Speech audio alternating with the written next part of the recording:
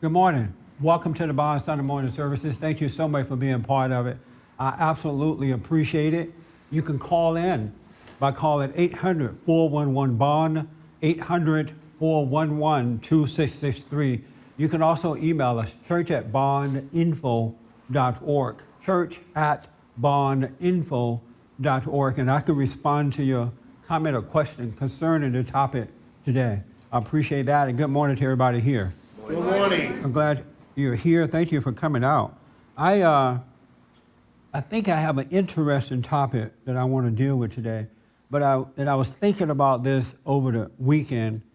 I want to find out why some of you come to church. Or if it's not this church, when you get up in the morning and go to church, what is your purpose of going?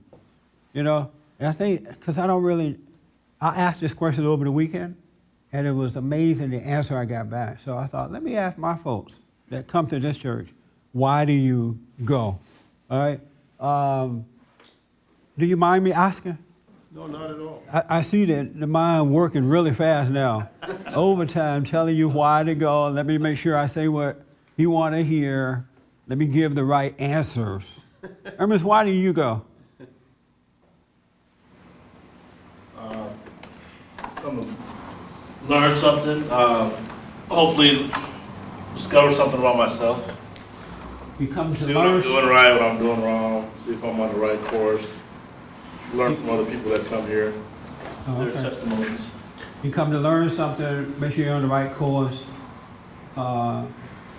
If you're doing it right or wrong, or Plus I have to be here. and plus you have to be here. Yeah, that's a good one. Yeah, you do. You work for it. But yeah, that's, You have to be here. How about you, baby? Why do you come to church? To learn something, and also this is one of the few places where I can be with people that are like-minded, and I get to share stuff that I'm going through or what I'm seeing. I really enjoy that, and How about you, sir? Me? Yeah, why you show up once a month? I feel like I should. You feel like you should? Uh-huh. Oh, okay. I like it here too, though. You like it here? Yeah. Like to move in? No. That was too quick of an answer. You should think about that. How about you? You know, I'm looking for a source of maybe inspiration to help me figure out more about myself and life and the Bible, and because I don't have the foundation or the wisdom. So I think I'm looking for something that hopefully you're going to say, or somebody in the congregation is going to say, that's going to be meaningful to me in my life. It's going to help me be on a path that I want to be on. Okay. How about you? I would like to have my life in good order, so I understand how to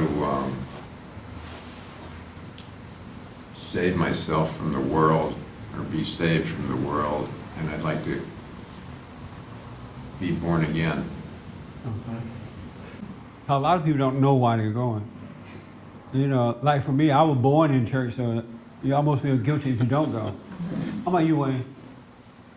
I come to church because I want to learn something. I like the fellowship, and just because I want to come. Okay. Stephanie, how about you?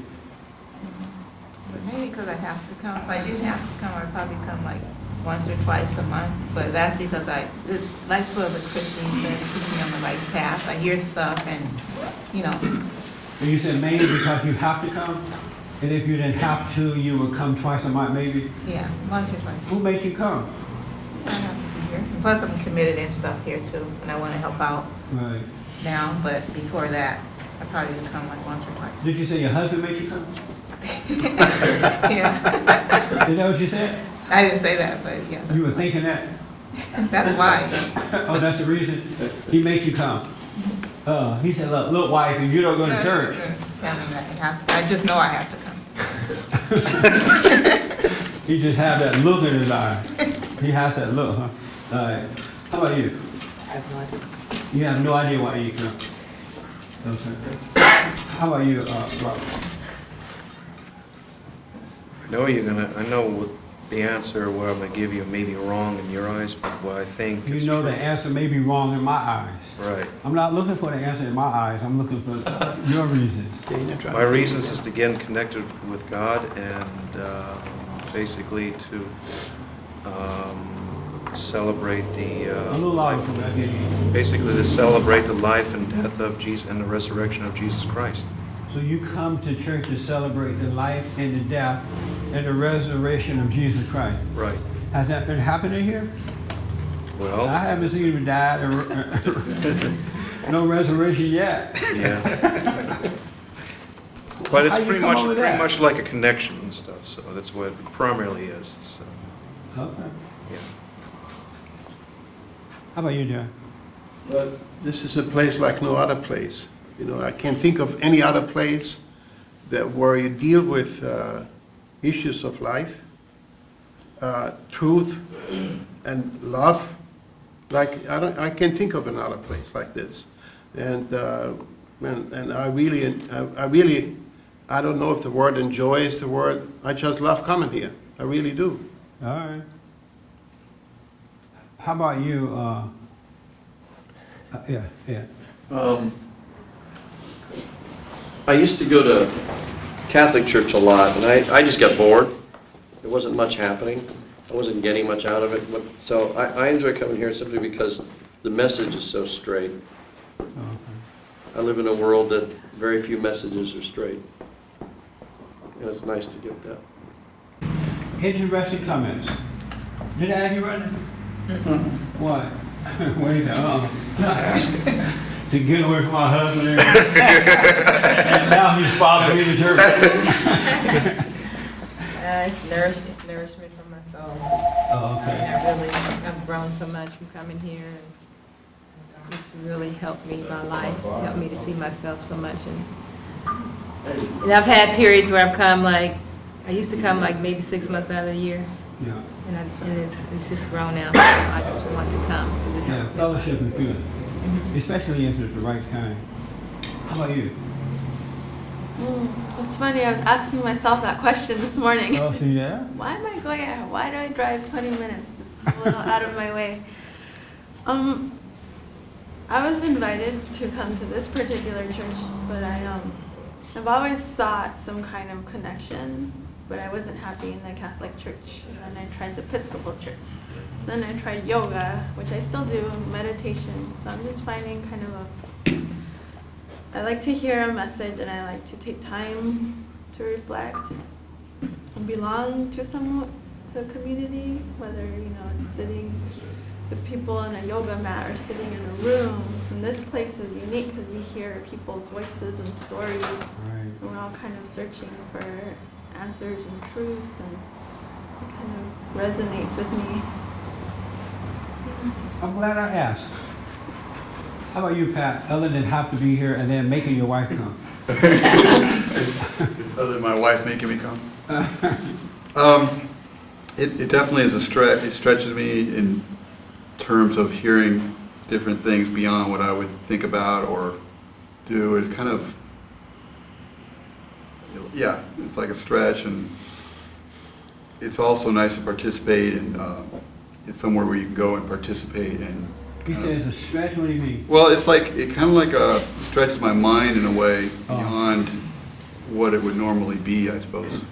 Yeah. And, I want to say to be able to give back too, but that I know that would sound good, but I don't know if that's the reality. I think it's probably more for me than taking than probably, I don't probably think about how much I may be able to give back. It's more about what I can kind of take in. Oh, okay. Interesting. How about you, sir? Basically for guidance, particularly guidance on how to become a real man, but mostly out of love. I love the message you and this congregation represent. Oh, okay. Interesting. Yes. We have a caller that called in and said, I come from fellowship of like-minded women and people in order to gauge my path. From Lori's from Los Angeles. Like-minded women? She's looking for like-minded women? In this place? I'm just joking. Just joking. Well, cool. I like that. How about you, Richard? What's that? Oh, you were late, huh? Yes. Got a late enough. I come because I'm black and I can be late. You're getting in on the message. Why do you come to church? Good question. To see whether am I headed in the right direction? Am I doing right? What am I missing? What am I doing wrong? Am I on the right path? You know, between me and God and my other fellow men and women. Oh, okay. How about you? Come so that I don't make sure that I'm the only measure of where my progress is, because other people can see you better than you can see yourself sometimes, and to make sure that not to be too comfortable and being lazy, because it requires some effort to just come up and show up and do things that are not Your necessary. voice is getting lower. So it causes some energy and effort to make sure that you are committed to this equally as anything else that's important to your life. Oh, okay. All right. Just for the, I don't need you to respond in words. How many of you have love? Only 3 people here have love. Well, no wonder you don't know why you're going to. No. You have love. Like what? Love, period. Oh. Sometimes. Sometimes? Not on Sunday morning when my husband tells me I got to go to church. Sometimes you have it. You say you have love, Wayne? Sure. I'm discovering it. You discovered it. And the rest of you don't have love. I appreciate that. Christine, you have love, you said? So, I'm sorry? yes. You're not sure? I have it. You do have it? Yes. Oh, okay. Are you saying yes, you have it? Yes. Is that true, Christine?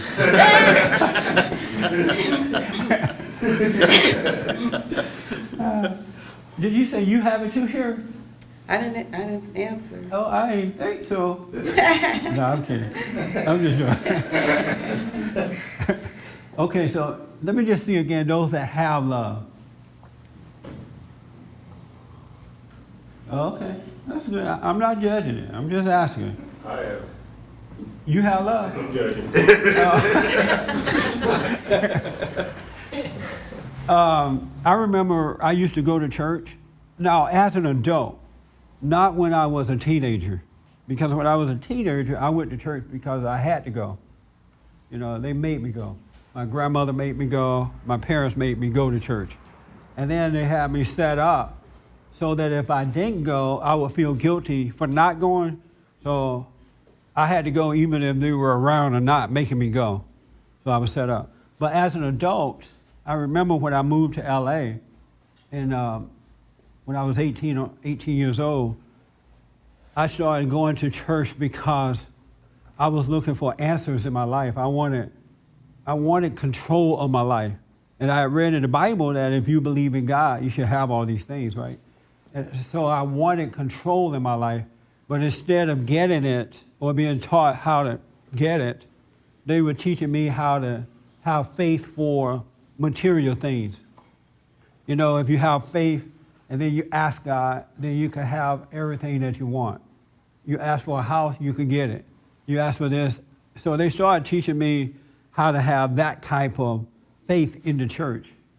So I still didn't really get the help I wanted. I wanted like to overcome my conflict. I wanted to have a sense of control in my life. And the churches did not help me get that. They would preach, even at the churches I went to that did not talk about faith, I mean, you know, name it and claim it, they were just preaching the Bible to me. You know, really good, loud, hoop and holler, hoot and nanny kind of preaching, but I still didn't get control of my life. And so I was thinking about this over the weekend because I was talking to some more people about it. I finally asked, why do you even go to church? And I got all these answers. Well, what I realized is the reason that we should be going to church is to get control of our lives, to find out how to get control, to overcome that conflict.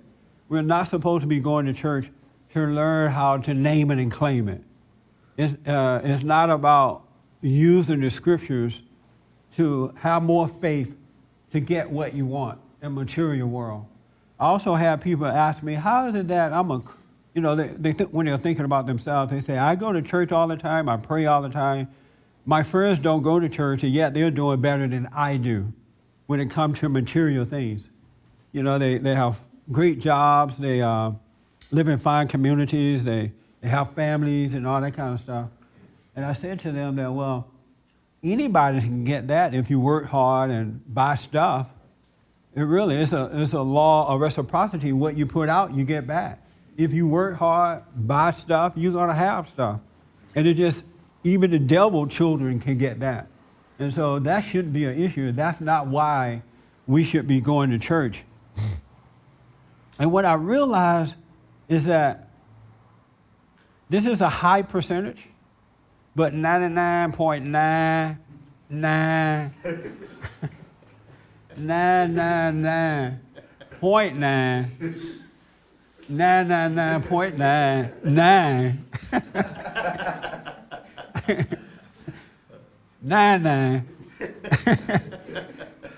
people don't have love. That's what the primary problem is, that you don't have love. And Christ absolutely came so that we can have love. And love is something else. It really is.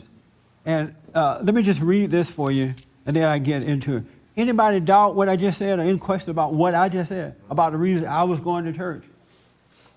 I never found what I was looking for at a church because the preacher never was not able to. But what you're looking for is love. And 99.99% don't have love. How many of you think that number is over-exaggerated? Nobody think that number is, Ernest, you have to. You always on me. You're my PR guy. Am I over-exaggerating that number? The 99.9. Yeah, the .9 is a little high. Yeah. 0.9? It may be mathematically incorrect. I used to say 99 and 44 100% of the time. Oh. That's conservative. Just use one decimal. Oh, okay. Is that including you guys? Huh? Is that including you guys? The 99.9 point something? You guys? What do you mean, you guys? Yeah, the ones that agreed. Yes, it includes us. That's what I'm saying, it includes you guys as well. Yes. Yeah, she answered the question. Oh, okay. You didn't get the message? Yes, ma'am.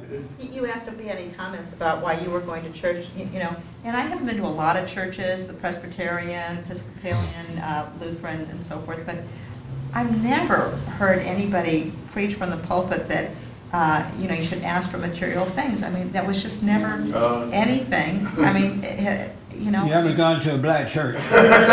Maybe white churches don't do it, but it is name it and claim it all the way in the black church. I never heard that. It was all more spiritual, but it was about wanting things and getting things like that. Yeah. I think maybe the reason they don't do it in the white churches because white people already have everything. So you don't have to name and claim it. We'll try to get there the best way we can. No, I'm kidding. But yeah, they do it in the black churches. As a matter of fact, the last church I went to, I was a member of, I went to that church because I thought that this particular preacher was really on it. I thought he was going to help me overcome that. But you get into that church, it's just name and claim it. And they use, Jesus said, whatever you ask, you shall get it. And they wear that thin. And so you walk around asking, but that's not what you're supposed to be doing. It's really not. If you had real love, you would never have to ask. Every blue moon, you have to remind them, you see what I need. That's about it. But if you had real love, you never have to ask. If you had real love, true love, you would never have fear. That's right. If you had real love, you would never have doubt. You would never have anger. You would never ever feel unloved. You would never try to get love from someone else. You wouldn't spoil your kids. You wouldn't be afraid to let your kids feel some pain. You wouldn't be afraid to make them work as they are growing up, earning their way, if you had real love. Really, if you had real love, the world can never get to you. You will always be, there's a little space between you and the world. And that means your kids and everything. If you had real love, you will never judge your fellow man. It's impossible. You will never have doubt if you had real love. Now, am I right about this 99.9? You still think I'm exaggerating that premise? A little bit more. Really. If you had real love, you could not have those things in your life. It would be impossible. So you say you have real love, you have no health problems, is what you say? No. That's a very good question. If you have real love at an early age in life, let's say that, and I'm going to explain what I mean by it. Let's say that you were born into a home where your father and mother had real love. And then, you know how when you're a kid, you have that love? You know, you don't hold on to things are not that serious. And then if your parents had that, they would be teaching you how to eat right. By example, they would teach you how to live right. They would teach you never to judge, never to hate. And because you grow up that way, you're less likely to destroy your body, your physical self. You can live longer because you're healthier.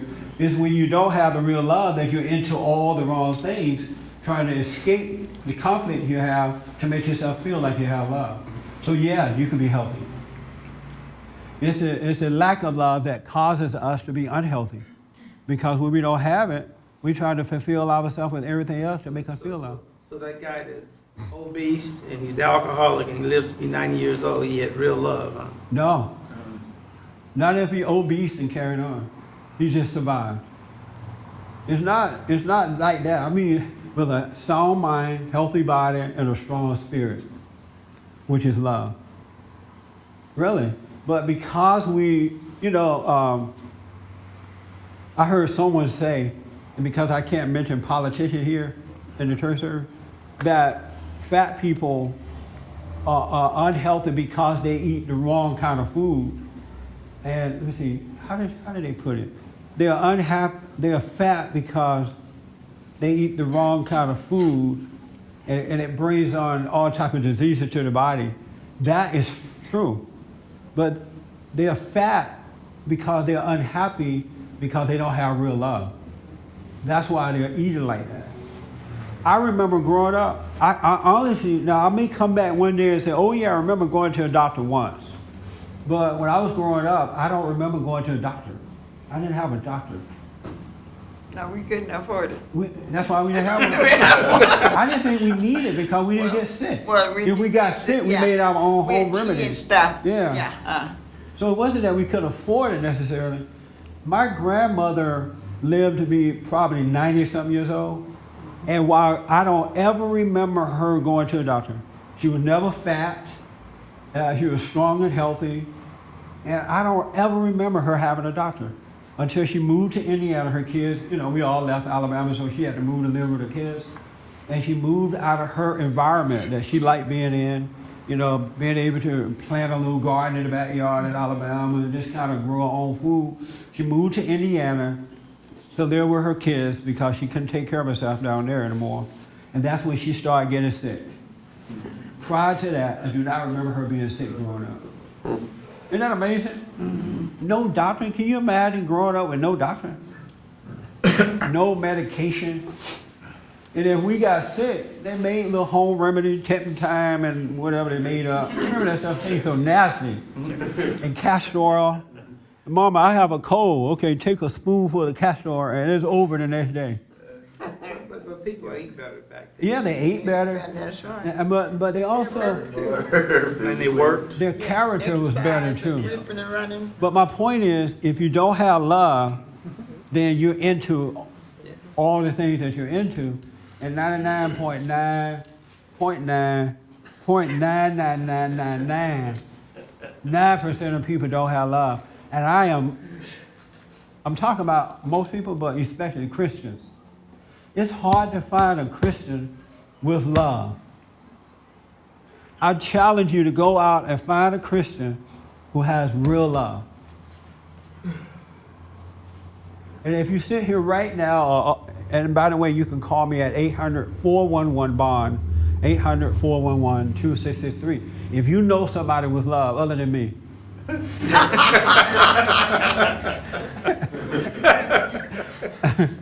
Yes, sir. You ask us before why they come to church. See, when you talked about love, okay, you don't hear it explained that way anywhere else. That's right. That's right. Anywhere else. That's why I'm coming here. That's right. You hear things. I mean, all you say hear is things God is love. Yeah, but the way you explain it, I never heard it in my life. Yeah. And I would bet most anything you can go just about any church that you don't hear it explained that way. Yeah. You don't. You don't hear it. Absolutely don't hear it. Even in the white churches, they preach the Bible and stuff, but they don't really explain it either. They don't hear back from the congregation, so Jesus asked the people, what's on your mind? They told him, and then he was able to help them. He didn't just go and preach the word and then collect an offering and take off. And he made it simple that you need love. It's about love. And if I could add just real quick, most of those preachers, priests, and whatever they are that run the church and give a service, they don't have love themselves. Yeah, it is. That's what's going on. They don't have love themselves. It is such a so sad. how are you going to explain to your flock or talk about it when you don't have it yourself? Yeah, it's such a sad commentary because people are suffering not because of anything else except the lack of love. They know the Bible, they hoop and holler, they have babies, they raise children, they make fine money and live in great communities, but they don't have love. It's all around us. It's so apparent. The missing ingredient is love. And that's why Christ came, because God wanted to create love. He is love. That's right. And he wanted to create love, so he came so he could work through us to create love. Why do you think he said love your enemy? Most people don't even love their children. How in the world are you going to love your enemy? Most people don't love their wives or husbands. The black people don't love white people. Is that your cell phone? Yeah, it's cameraman. You jamming on your phone. That's Camelot? Did you say that's Camelot? Oh. Oh, the cameraman. You are fired. You have no love. Yes, ma'am.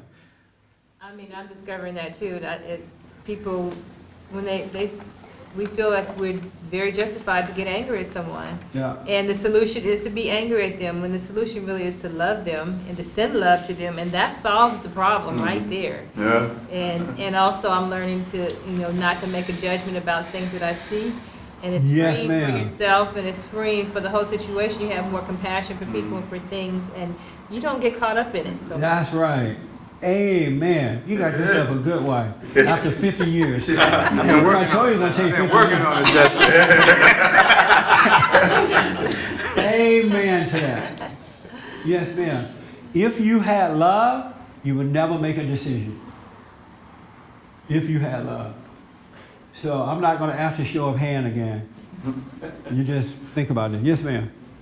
I've been watching, interviews with this preacher and his wife, and they've had this problem with his indiscretion. And because she, from the little I've seen, showed complete love for him. This family is together. There's a chance for them to all heal. But if she hadn't forgiven and shown love, the situation would be so much more terrible for her children, for her husband. Yeah. But I don't know, what's going to happen. None of us do. But because of, what an example she is as a wife. because most wives would just say, It'd have been over. over. Over. When she first found out he'd been gone. Right. It would have been over. Absolutely. How many people here get angry at times? I thought you had love. Put your hand down. I want to say, this was like the classic Jesse question, you don't know which side to jump on, but, on the other hand, you like to jump on sometimes the other. And so instead of having us go do our little testimonies to show our ignorance, you went right into your, which I appreciated, because it's just good. Chase, and you were able, like John said, to explain it in a way that, we've already exposed ourselves that we, were on that side. And, obviously what we were thinking was not what you were thinking, and we appreciate, Right on. Confession is good for the soul. Never worry about what someone else is going to think about your confession either. That's right. Really. Believe me, that person's not going to give you salvation. They're going to judge you anyhow. So why worry about them? Right. Why worry about them at all? Yes, ma'am.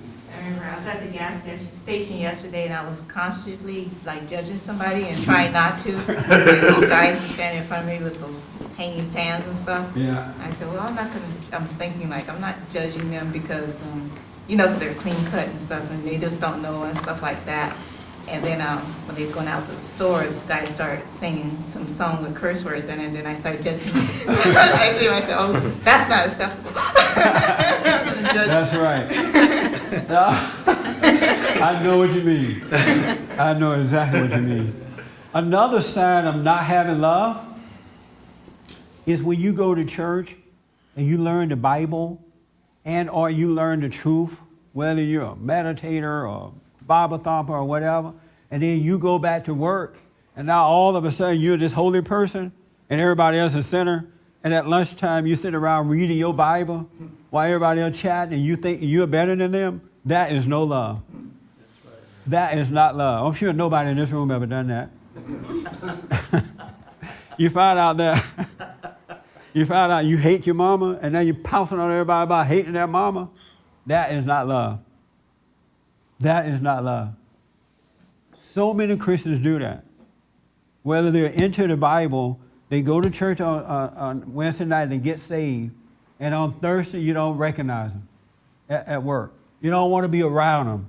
And then they think that the people that don't want to be around them are the ones that are judging. And they probably are, but you all of a sudden, this holy person, you're reading your Bible at lunchtime instead of chatting with the folks and being an example. That's not love. Anybody ever run into people like that before?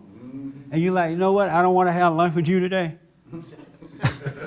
Take your Bible and your little holy self and go somewhere else. I've had so many people confess to me that they were like that and they didn't know that they didn't have love. They thought they were holy and all of a sudden they were better. But at home, in their private life, they were unhappy. Their kids are out of control. Their marriages are not working.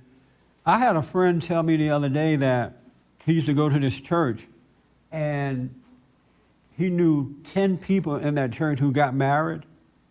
And before he could leave that church, it was like 3 or 4 years span of time, 9 of them had divorced already. Isn't that amazing? But they knew the Bible upside down. They judged each other, the non-Bible person or each other. And they didn't have love. They didn't know they did not have love. That's what's holding you back, folks. You don't have love.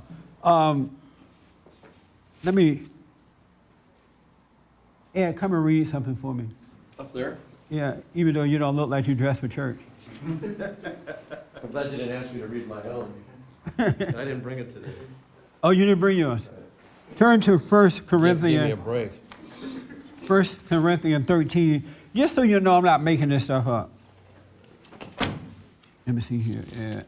13. Oh, okay. I want you to start from verse 1.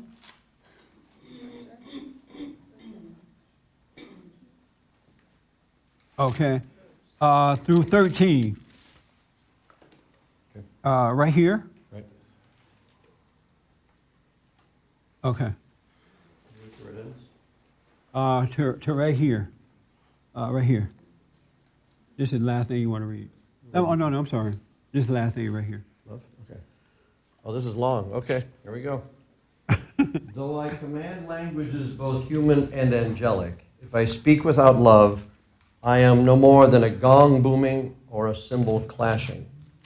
And though I have the power of prophecy to penetrate all mysteries and knowledge, and though I have all the faith necessary to move mountains, if I am without love, I am nothing.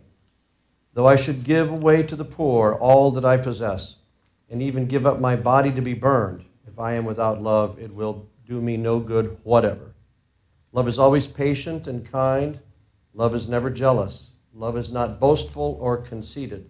It is never rude and never seeks its own advantage. It does not take offense or store up grievances. Love does not rejoice at wrongdoing, but finds its joy in the truth. It is always ready to make allowances, to trust, to hope, and to endure whatever comes. Hold on 1 minute. Say that last word right there over those. And to endure whatever comes. And to endure whatever comes. That means that if your husband is wrong, your wife is wrong, that means that if the white man don't like you or the black man don't like you, that means that if your kids or whatever, that means that if your enemies say things about you that are not true, that means that if you're broke or not broke, you're willing to endure whatever comes. I can't find 10 people in America who are willing to endure. Remember last week we talked about how to just relax and don't put up a resistance against life? Anybody remember that? Yeah, we did talk about it. Well, when you have love, you have that natural desire to not put up a resistance against life because you're willing to endure all things. And it's amazing how it works when you have love. It doesn't affect your soul at all when you have love. It's just a situation that you're going through. But you can't hate it, you can't judge it, you just allow yourself to go through it. When you have real love. Anyway, go ahead, sir. Love never comes to an end. But if there are prophecies, they will be done away with. And it doesn't like, I love you as long as you love me. Or I love you as long as you're my friend or not my friend. Or I love you as long as you cater to me or give me tithe. It's not that kind of love. There's no end to love. Because it's not based on anything that, it's not based on anything of this world. That's why there's no end to it. Because it's not based on anything. And you're constantly putting it out instead of getting it. Isn't that amazing? Yes. Uh-huh. Oh, you loveless people. Yeah, go ahead, I'm sorry. And if there are tongues, they will fall silent. And if knowledge, it will be done away with. For we know only imperfectly, and we prophesy imperfectly. But once perfection comes, all imperfect things will be done away with. When I was a child, I used to talk like a child and see things as a child does, and think like a child. But now that I have become an adult, I have finished with all childish ways. Now we see only reflections in a mirror, mere riddles, but then we shall be seeing face to face. Now I can know only imperfectly, but then I shall know just as fully as I am myself known. As it is, these remain: faith, hope, and love, the three of them. And the greatest of them is love. Thank you, man. Isn't that some amazing stuff when you think about it? Yes. It really is. And when you have love, the reason I say that these preachers are wrong for telling you that you have to name it and claim it, they even have it when if you say something negative around them, and some of you may have heard the Christians say this, they will say, "Get behind me, Satan," or "I rebuke that in the name." All that stuff they've been taught to say because they don't have love. And so they're trying to live off something else. But when you have love, you have faith. You really have it. It's in your nature. It's in your everything. Because love is of God. That's why God said, you have to love him with all your heart, soul, and might. Because when you truly have real love, all of yourself is given unto him. You love him, and everything else will work out. So you don't have to name it and claim it because he made everything anyway. And love will draw all these things unto you that you need in your life. Whether it's a husband or a wife or material things, you would naturally get that because you have no doubt. And your focus is on the right thing, and that is seeking God first and just being with Him, and He is taking care of you. So you don't have to name it and claim it. You don't have to be afraid to tell someone the truth because they may take something away from you. I was telling Patrick the other day, over the last 20 years, and we've been doing this for 20 years, I can't feel any loss, anything that I've lost. And I know I know I've lost some things because people have asked me to do things that I won't do. You know, I've been banned from radio stations and stuff like that. I remember I was doing a radio show once during the 20 years, and this issue came up, and I didn't agree with the issue, and they told me, if you say what we want you to say, we'll put you back on the radio. But I didn't believe in what they were saying, so I couldn't say it. And I was banned from the show. But I didn't miss anything from that. It didn't affect who I am. It didn't affect my love for them. And because my life is built on love now. It's not built on anything else but that. That is the foundation.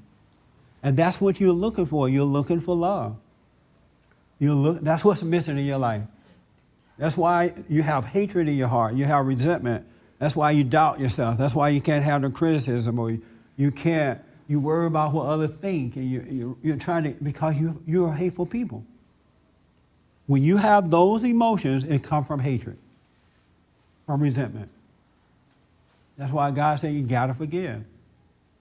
How can you love your enemy if you hate? If you have any resentment at all in your heart? You can't even love your own family with that in your heart. Yes, Forrest. I saw your hand, right? You're not born with this love, right? We are born with it a little bit. Okay. Then I think I've heard you say that you either have it or you don't. Right. But I have to argue with that because as you make a journey through life, just by process of elimination, you see the wrong way to go. And by looking at things more closely, then you see the right way to go. And so as you see these situations, such as all the laundry list of things that you gave us, you realize that gradually, not all at once, gradually what the path is. And because you've gone through this life and no one's really taught you or told you anything when you're a child, and so you're going through life and you realize, well, judgment's wrong. I don't want to carry that burden around every day, looking at everybody and saying he's bad, he's bad, he's bad, he's bad. I know that's not right, so that one's out the window. And then there's another long list of things that you know are wrong. For instance, fear. I've found that fear just disintegrates when you do the right thing. When you do the right thing, you treat people right, there is no fear. Yeah. You just, you say what needs to be said because you're concerned. I think what I hear you saying is that, and correct me if I'm reading it wrong or hearing it wrong, it's like we come into crazy family. Our fathers and mothers are out of control for whatever reason. And so you're kind of growing up on your own trying to figure this stuff out. And then after a while, you kind of, as you get older, you learn to start speaking up and dealing with stuff. And the more you do that, the better your life gets. Fear seems to disappear for a while, right? Are you saying that? I just want to make sure I understand what you're saying. I'm saying that you evolve your life. I'm just speaking for myself here. Right. I evolve into looking at what I've been in my life. And the evidence is there. It doesn't work. It's not right. It's a burden. Yeah. So and I see the way, and I'm able to you're getting better because you're learning from experience as you get older. Experiences as you get older, right? And I have no reluctance. Yeah. Once I see, there's no reluctance. It's not a guess. Yeah. You know what the direction is. You see it. It's obvious. And yes, you can. A lot of people do get better in life as they get older. A lot don't, but some do. But this love that he's talking about is a love that you don't have to wait to get older to experience. The problem is, in our homes, we don't have fathers and mothers who understand this. And because if they did, we still have to suffer a little bit because of sin, but it wouldn't have to last as long. That's why God said once you become an adult, things should change, because now you go out and seeking him for your own. If our parents, our fathers and mothers had been living examples of love, we will only have to do it for a little while until we can turn to God and say, hey, forgive me for my sins. I've been wrong, right? Then it'll be over. What is an adult? I don't know, 18 and over, I guess. I don't know, whatever that is. But my point is, when you become old enough to start thinking for yourself, when you're responsible enough to see that, you know what, I'm doing the wrong things here, I'm out of control. Right, it could be any age. Yeah. As soon as you're old enough to understand for yourself, and that's when you go to God and he will forgive you. But because we have learned everything about God, we're so into religion. Have you noticed that the people into religion, they own that religion too? Like if you're whatever they call it, Catholic, then you're a special Catholic. If you're whatever, everybody owns their stuff. But if you had love, you don't own any of that stuff. You can't own something that you didn't create anyhow. But the evidence of lack of love is that they're all identified with special groups. We have on Friday, we discuss religion on my show.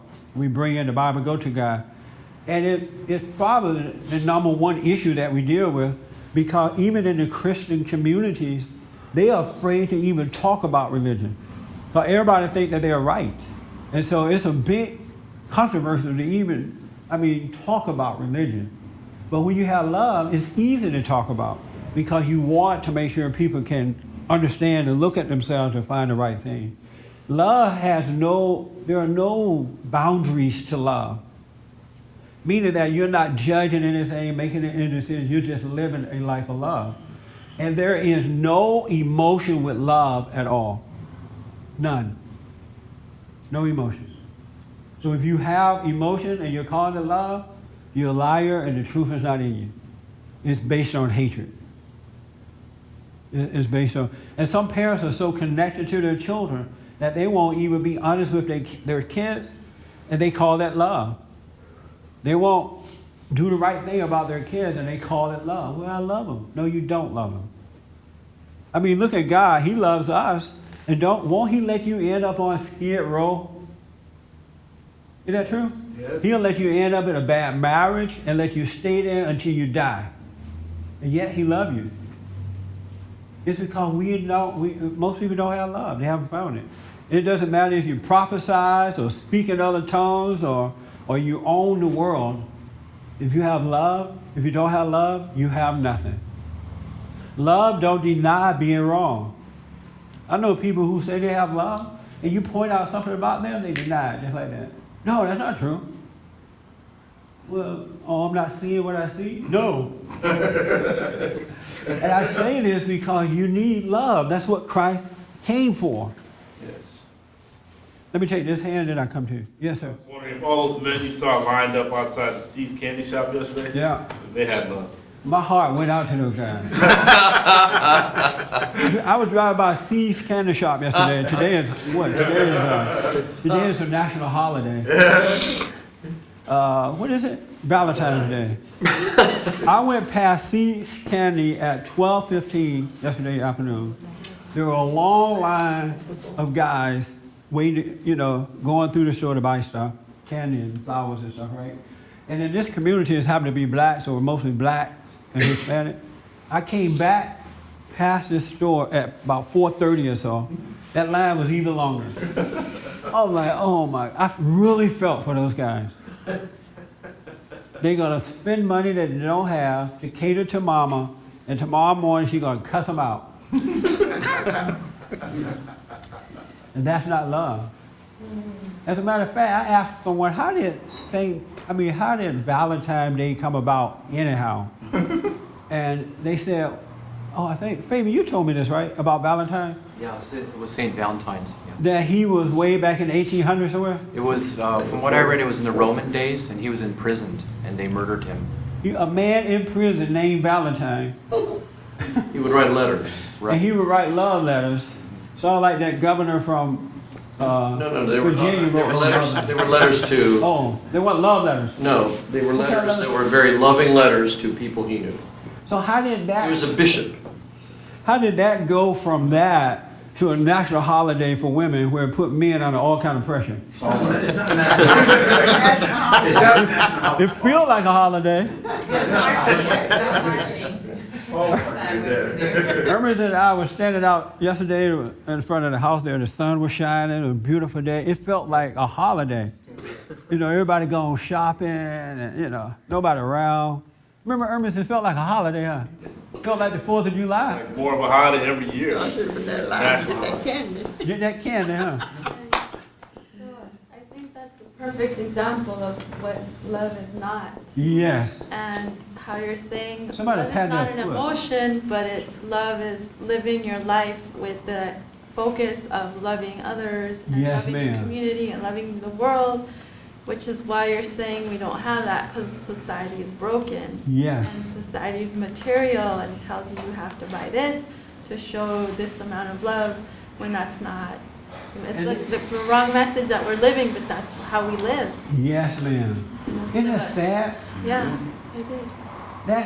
That's evil, folks.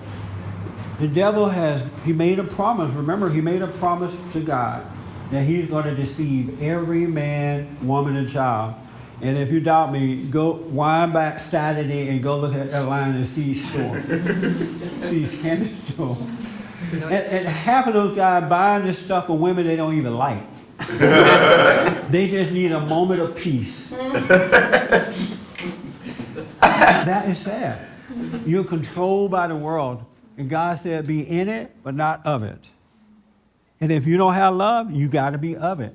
And most people, 99.9999% of people don't have love.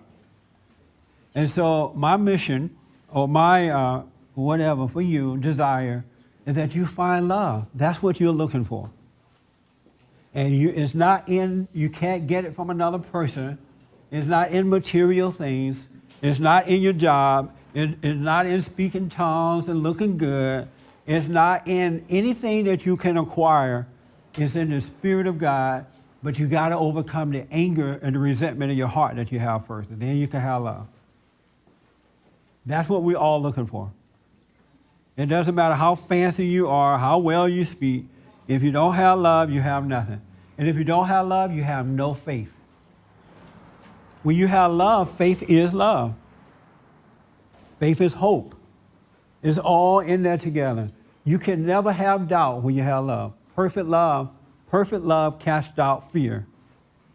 Any questions about this? We're running out of time. Oh yeah, yes sir. I discovered that it's like a road to love, or like how do you get love, you know? And it's like, I noticed I had a disagreement with a friend the other day, and nothing made any sense until at some point, somewhere along the line, I realized I am at fault. Yes. And everything changed at that point. But nothing did until then, because it was all about what they were doing. It was all, okay, this person is wrong, I've got to convince them. But yet, I was convinced that they were wrong, but yet inside myself it was bothering me, which should have been the first clue, and I disregarded, That's right. I disregarded it. That's right. And when I realized that, why is it bothering me? It's bothering me because I got a problem. Yes, sir. And then it was done. That is such a powerful point. When you have love, whatever the other person is doing or not doing, it's not going to bother you. Whether they're right or wrong, whether they're a thief or a liar or a murderer or whatever, it's not going to bother you. That doesn't mean you have to put up with it. It doesn't mean you're going to, allow them to destroy you. But inwardly, you're not bothered by it at all. And so if you are bothered by someone else being wrong, then the issue with you. You have no love. Jesse? It's not them. Yes. The issue was kind of a red herring because it wasn't really about that anyway. The issue came out that I have a problem with accepting criticism. Yes. And I looked at something they were doing that had nothing to do with that issue at all, just as a distraction. But it became clear at a certain point, this is the problem. Yeah. I was criticized for something, I didn't like it, I reacted to that, and that was the issue. That's right. You got it. You're looking for love, folks. And you don't see love around you. You don't see it in the Christian community. You're not seeing it in your homes. You're not seeing it in your friendships. When you can't be straight up honest with your friends, you don't have love. Really, you don't have love. If you got to sneak around with your kids, I know some people who have lying kids, and they let the kids lie because they don't want to hurt their feelings. I'm thinking, don't you know this little person don't grow up and be one of the biggest liars on earth? That's not going to get better as they get older. So you need love.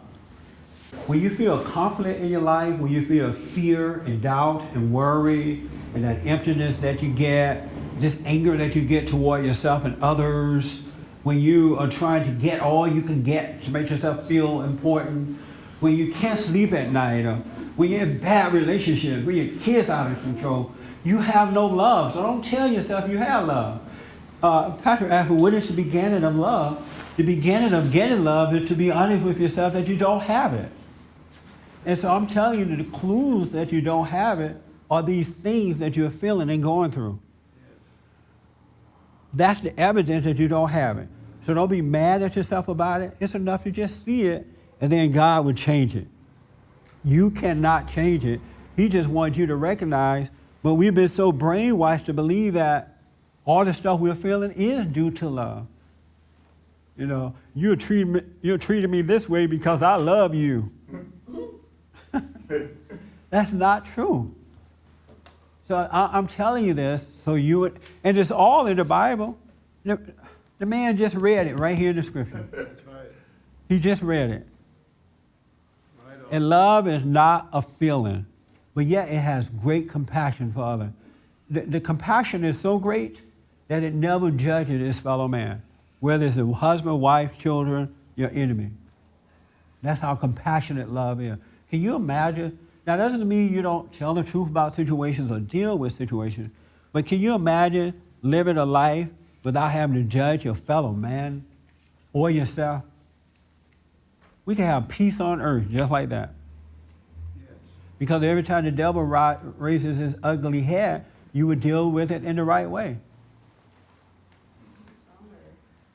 But you need love. There's no love. And this is what the church is supposed to be teaching. Yes, instead, they're just preaching the Bible to you, naming and claiming if you want this or that. God is great, and he's going to give you all your little needs. Don't worry about that part. Your primary is to seek first the kingdom of God, his right way, and all to be added. And the solution to it is that you got to recognize that you don't have it. You got to sit still and know God. Don't try to get it on your own because you can't create love. It's created through you. You just have to recognize that you don't have it. If you have fear, doubt, worry, insecurity, your kids hate you, your mama hates you, your daddy hates you, it's because you have no love. Get a copy of my Be Still and Know prayer CD and start out with that, all right? Thank you for tuning in, and thank you guys too.